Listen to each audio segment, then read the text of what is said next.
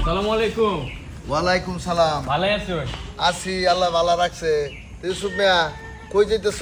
ভাই বাজারে যাই, আমি একটু কাজ আছে। বাজারে যাবে আঙ্গুর বাচ্চা খাইয়া দিতা? না ভাই, হগলে খাইছি, পেট ভরা একবারে। আরে অল্প চাই দেখার ভিতর না না, একবারে পেটটা অনেক বড়। আরে মিয়া আমার বুসকুনির 6-7 বছর একটা কাতলা, হেডা আজকে দইরা রান্দাইছি। ইয়ার টানি বুইতা কাতলা, ইয়ার টানি বুইতা মাতালা, হেডা রানছে খাইয়ে রে কি স্বাদি লাগছে।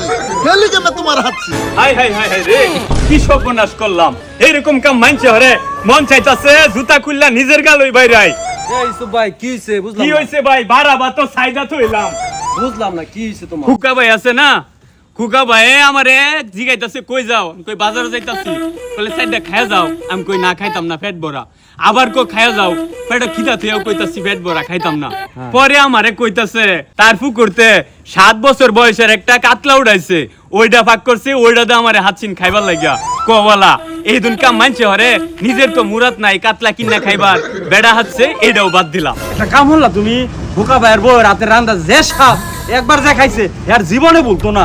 এর লাগি তো কইলাম নিজের গালো নিজের জুতা দা বাইরাই। তাইলে আর কি করবা আতাও। এটা ছাড়া আর কি হরাম, আতানি তো লাগবো।